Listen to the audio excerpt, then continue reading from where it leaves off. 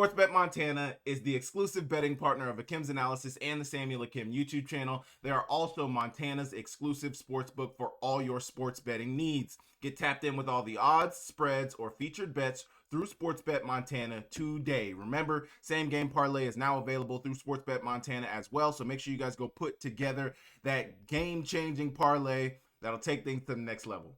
Your game, your bets, your state. Powered by the Montana Lottery. Hey, what's going on, everybody? It's Samuel Akem here, and I'm back with another one. Today, we are looking at Yale versus Youngstown State. If you did not watch this game, you missed out on a phenomenal football game. Yale got the comeback victory, 43-42. It was a phenomenal game. I cannot believe Youngstown State lost this game, but the second half was a tale of one half for Yale, and they absolutely blasted Youngstown State with the comeback victory. So we're going to get into all of it. Make sure you guys hit the like, hit the subscribe button, leave me a comment down below, and we will get straight into it. Okay, so the highlight here picks up right as they're leaving the half. They're down 35-7. And man, they just couldn't get anything going offensively. Beau Brungard, who we're not going to see a lot of in this cut up, but he had a phenomenal first half. It was crazy. He accounted for 5 touchdowns in the first half, 3 of them rushing, 2 passing, a bevy of rushing yards and passing yards. He just did it all. But this guy right here, Josh Pitsenberger, absolutely went crazy. You see it right here. They're starting the half off, making it known they're going to be establishing the run. And it's kind of interesting too, because it didn't really seem like Yale had to really mix up their offense a ton, because they were still able to run the ball. But things like this, 3rd and 13, converting 3rd and 13s, you know, that is a big backbreaker for Youngstown State, and they got a lot of this in the second half from Yale. Some big plays made, 3rd down conversions, all of it. They got a 4th and 18 right here, and look at this freaking touchdown. And I actually think, I can't remember if I'm remembering this right, but I remember watching this game, and one of the commentators had said, like, oh, this would be a perfect time to hit them with a double move.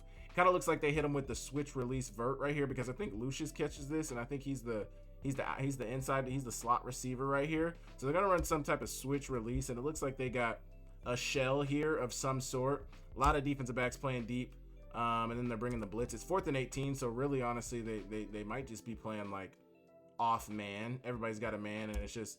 But Yale got him on it, and it was a big-time completion, 4th and 18. I mean, they had a lot of this in the second half, and down inside the 10-yard line, just phenomenal. Lucius had a really big game as well. I mean, he scored multiple touchdowns as well, and it was big time for them. Right here, they're going to get the boot out of the backfield and basically finding the tight end. Look how physical he is with this defensive end right here. Really good. Then popping out, find me, I'm open. Easy. Really easy. Really easy. Yale was absolutely on a roll. Really good job from Yale right there on the touchdown. They get the field goal. We're going to fast forward through this.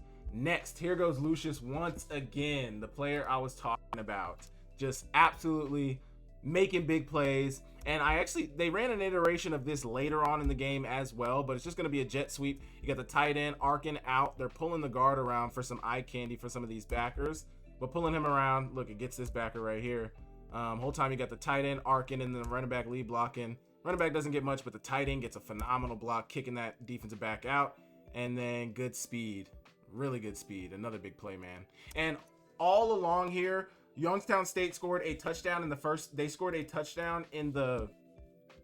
Youngstown State scored one touchdown in the second half. After that, they were shut out. And give credit to Yale's defense for that. Here we go right here. Once again, another 3rd down conversion. Really good ball across the middle. Just an in route from the slot receiver. And man, that backer. No, he wishes he had that back, but really good completion from the quarterback, Dante Reno, across the middle. Really good job. This receiver actually got knocked out of the game. So Lucius Anderson was the one who went for almost 140, and Jackson Santiago, number 18, he was the one who actually got knocked out of the game. They thought it was targeting, but it wasn't. Another good run from Josh Pitsenberger right here. They're running the counter run right here, pulling the guard and the H-back around, and good seal block from the guard right there. And then the tight end's got a good kick out. Good run down to the 1-yard line on 3rd and 3. Just 3rd down conversions all the time. Multiple 3rd down conversions. And that is something that led to Yale getting the victory. There you go right there for the touchdown run. Just another phenomenal run from Josh Pitsenberger. Watch it right here. Man, look at all this movement they're getting on the offensive line. At first, it was so interesting, too, because I had tweeted out that, I thought Yale was getting dominated. Both Ivy Leagues were getting dominated in the trenches. But then if you look in the second half of this game, I mean, just look at this movement on this offensive line. Look at all this movement right here. Oh, my goodness. That should be embarrassing for Youngstown State. For Yale, that's got to feel pretty dang good that your running back can walk untouched into the end zone. I was looking for the third down numbers. Yale was 7 for 13 on third down. I'm sure a lot of those in that 7 were in the second half of this game. They go for the 2-point conversion. This is actually a really underrated 2-point conversion because they really didn't need to go for this because, you could just go for the tie. But this is Yale basically going for the kill shot early on in the game. I mean, because this is a crazy moment to go for the 2-point conversion, and you gotta hope that your team's going to continue to score. They go for it now. It ends up actually winning the game later on. So this obviously isn't the game-winning play, but just a phenomenal call. They're going to motion the receiver across the formation. He's going to get in a hip outside that right tackle, and then he's just going to float out to the flats. It's basically a man beater. You see the running man. You know it's man because he's got him initially. He's going to pass it off to that other type safety, and then you got man coverage right here, man coverage right here. It's not a rub, but it is a rub. We're running sit-down routes. We're really just getting in the way of him. Give me a good ball. I'll be in the end zone. Good ball. They kind of switch it off. You see this corner kind of sees it and kind of tries to get to it. He's not able to get to it. Touchdown or 2-point conversion for Yale. And it's little right now, but now they're down by 20. If they keep scoring, they kick their field goal, they'll be up by 1 eventually. But their defense got to keep playing well. Their offense got to keep playing well. I mean, you're betting on a lot, but really phenomenal play right here. Really, really phenomenal play right here. Get it into the flats for the touchdown. Phenomenal, man. Okay, next you got Youngstown State on the ball now, and they don't catch it right here, but the ending of the play is what's really, really important. Not great camera work right here from the Youngstown State crew, but it's the other guy got you back, so that's why we got teams. That's why we're on teams. But here you go. They're gonna run. They basically get him into the flats like a fast into the flats, an arrow into the flats, and they dump it off to him, and he's actually off and running, but we cannot have it. We cannot have it. Just what Yale needed. They didn't need a lot of turnovers. Youngstown State only had 1 turnover in this game. They played pretty clean. Yale had 3 turnovers, but it's when you have the turnovers. Not all turnovers are created equal. If you have a turnover in the first quarter, in the second quarter, it may not come to bite you. But if you have a turnover in the third quarter or the fourth quarter in a game that matters, that comes down to the minutes, the seconds, the inches, it matters, brother. And that one was big. Once again, I don't know if this was a third down conversion, but this was a big conversion. I remember watching this one. Big first down. They're deep. They're far back from the first down marker. And good ball. Another good ball from Dante Reno in the second half of this football game to Santiago, who I mentioned earlier had a big second half. Here you go right here. Lucius Anderson is going to get the touchdown right here. And it's the jet sweep. It's a little bit different formation. But once again, the tight end was balling. Running back's going to get another good lead block right here. Kick out right here. Look at the seal from this tight end on the outside. Sealing it. That's going to open up the hole. You got to hope your running back, they got man over here, so they're running off basically. But then you got to hope your running back's getting a good kick out block. He does. And then everybody else is never going to be able to get there. Phenomenal job. And then just look at this effort. Look at this effort. I mean, Yale won this game because it mattered to them, because they cared. And it's so interesting, too, because those guys couldn't see anything that was going on social media, but they went into the locker room at halftime and said, no, we can't go out like this. And credit to them, man, because they look at this effort. This tells you all you need to know about this Yale team and what they wanted to do and how they were able to win this game. It matters. It matters. And that's why they won. Really good touchdown, man. Really, really good touchdown. Blocked up phenomenally. Lucius Anderson did a phenomenal job, man. Did a phenomenal job. Here we go. Yale's back on the ball. Another quick drive from Youngstown State, but here you go. Here's where the player got knocked out. 2nd and 6. Another good ball from Dante Reno. I mean, fitting it. It's a corner. It's tight in coverage, and the safety's bearing down on him. Really good job from Santiago. I mean, hey, to take this hit, Jackson Santiago, and still hang on to it, credit to you, man. They called it targeting. It was not targeting. It was just a phenomenal, just a good hit. That's a good football play. He led with the shoulder. He kept his head out of it. gave him a good lick. He was a defenseless receiver, but that's football, man. And respect the hell out of it. I hope Santiago's okay and he can play in the next game, but really good football play, man. 4th and 8. Like I said, some really big conversions. And oh my, I mean, when you gotta have it, they're down by 13. There's 8 minutes to go. They don't convert this. There's a strong chance that they don't win this game. There is a very, very strong chance that they don't win this game. 4th and 8, down by 13. You really want to keep moving putting points up on the board. They're at midfield right here. So who's to say they don't convert this? Youngstown State doesn't go. I mean, just a colossal play in the game. Youngstown State's going to run man coverage. And who I mentioned earlier, Lucius Anderson, look at the release to the inside. Excuse me, I'm going. And then pressure in his face from Dante Reno. This linebacker is untouched. And this guy had a decent game. I think he had a sack in the game. He had some quarterback hurries. Like he was active during the game. And watch this. He's going to be in Dante Reno's face. And look, you see Dante Reno look left first. Doesn't like his option to the left. Don't like it. He's going to get back to the right. Thank God Lucius Anderson's there. But, you know, he's not necessarily open right here. He's getting a step, and you can see that he's getting into the right position. And it's man coverage. So, you know, it's one-on-one. You got to beat the safety with the throw. And oh my gosh, Dante Reno, phenomenal throw and phenomenal catch too. The over-the-shoulder catch for Lucius Anderson. Oh my gosh, in the moment on 4th and 8 when you gotta have it. I mean, whoo, really good job, man. Really, really good job. I think they ended up calling pass interference, so it would have been first down anyway. Maybe they called like a hold. He was kind of handsy right there, but I don't see much here. Maybe it was earlier than that, but whatever. First down for Yale. Big time first down. Here you go. They got the 2nd and 10. Once again, Josh Pitsenberger was running like a madman. And look, I mean, and this is why, like, Youngstown State, in fairness to Youngstown State, their defense has not been great all year. It hasn't been good all year. But, I mean, this just seemed to matter more to Yale. I mean, look at the way Josh Pitsenberger is running this football. He's been a hard runner all season. He's the offensive player of the year in the Ivy League for a reason. But, goodness, I mean, come on, man. Like, we got to make these tackles. This tackle has to be made by one of these two defenders who's got hands on him. You gotta wrap up. Just effort, low effort. How much does it matter to you? Clearly, it mattered more to Yale, and that was shown in the final score, man. Big time run from Josh Pitsenberger.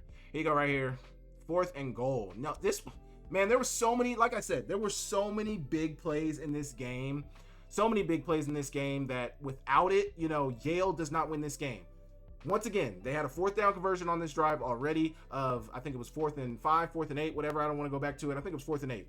Either way, now they've got a 4th and goal. They don't get this. There's 5.5 minutes left in the game. They don't get this. There's a strong chance they don't win the game. Now, granted, they'd have Youngstown State backed up. Youngstown State's offense hasn't done anything. Yeah, and they got 3 timeouts. Everything's in their favor. But it'd be nice if you just got the touchdown and made it easier on yourself. They do. Slant route to the receiver on the outside. Really, really good timing from Dante Reno. You see when Dante Reno's letting this ball go, his receiver's just now peeking inside, hitting his break. Honestly, not great technique on the slant to look inside as you're making your break. But, I mean, I guess, you know, he's getting his head around. It's whatever. It doesn't matter. Touchdown.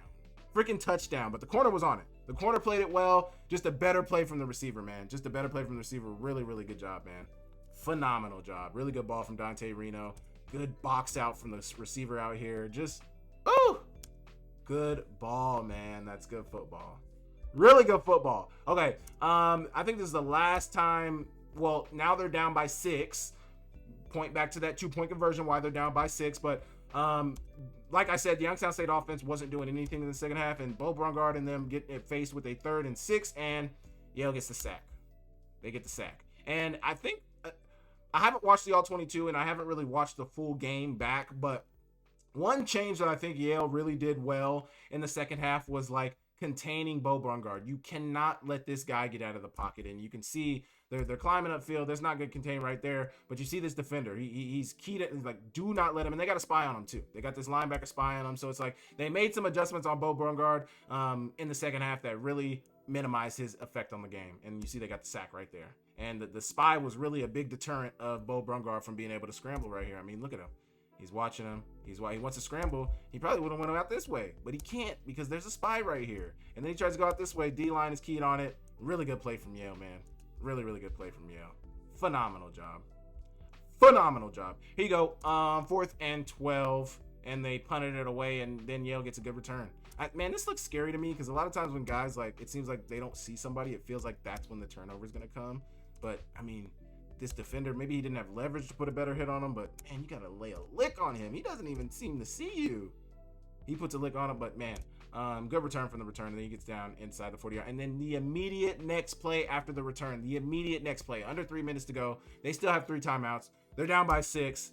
Really good run play. So the D end is absolutely, I don't know. I don't know why he opens this hole up so wide right here, but then the backer is in here, and the backer just inexplicably isn't, or not even the backer, the safety. The safety comes down to Phil, and I don't know what he's doing. He literally, maybe you can't see him, and maybe that's what the cause of it is. Maybe you can't see him, but really good from this guard right here to seal that off. Don't even got to get on the backer that much because he's already buried in there. Josh Pitsenberger bounces it outside. Good block from the receiver. That safety, like I mentioned, did not fill the correct gap because he would have been right there. That's you, brother. That's you. They are funneling that exactly to you. Oh, we got to make that play. We got to make it. Anyway, Josh Pitsenberger gets a good block from the receiver. Safety's out of position, and it is a long touchdown run for the Ivy League Offensive Player of the Year. Phenomenal. Phenomenal, man. Phenomenal. Now they tied it. They kicked the PAT, and it's a 43-42 lead for Yale. Youngstown State gets the ball back. They get another opportunity to, right the wrongs and get a field goal. They only need a field goal right here. They got 3 timeouts. You only need a field goal, man. 43-42. They try to find somebody across the middle. Not there. Fine. And number 15, I don't know your name, brother, and I don't have the depth chart right in front of me. But hey, somebody, I don't know if he's 21, somebody get my man a drink. And wherever Yale is at. Where is Yale at?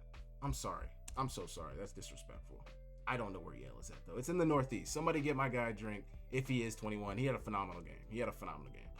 43-42, 4th and 10. So this, I don't get this. I don't for the life of me. And I get the problem that Youngstown State ran into in this situation is their defense hasn't stopped.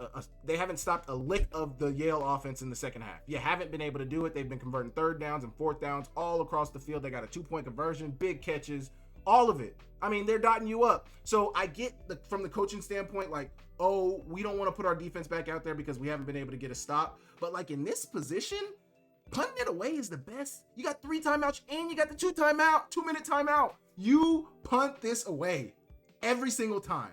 Every single time. You are going for it on your own 27-yard line.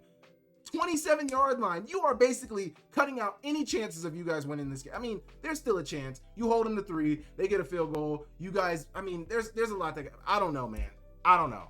I didn't like the decision. But I'm not a head coach. I'm not paid to make those decisions. So, hey, whatever decision they came to that decision. But as you can see, 4th and 10, not good. Yale is going to get the ball back. And just like you said, you guys have not been able to stop their offense all game long. And it culminates into this. Josh Pitsenberger. And maybe they were trying to let him score because this is ridiculous. They had to have been trying to let this guy score. Because I guess he's kind of blocked by a tackle. Really, it's just him who misses the tackle, and maybe, I don't know. But he breaks out, and Josh Pitsenberger, hey, this guy knows ball. This guy knows ball. Seems like they kind of wanted to let him score. But I don't know. That would have been the best play for them to allow him to score. They didn't do that. They kneel it down, and Yale wins the game, man, in a phenomenal comeback victory. I don't know if it was the best comeback ever, but it's got to be up there in the top 5, top 8 of FCS playoff comebacks because that was a phenomenal football game. And just Yale, the coaching staff, the way they managed that second half, the way they buckled down defensively. I mean, hey, I take my hats off to you guys because that was phenomenal. That was an amazing football game, and thank you. Thank you.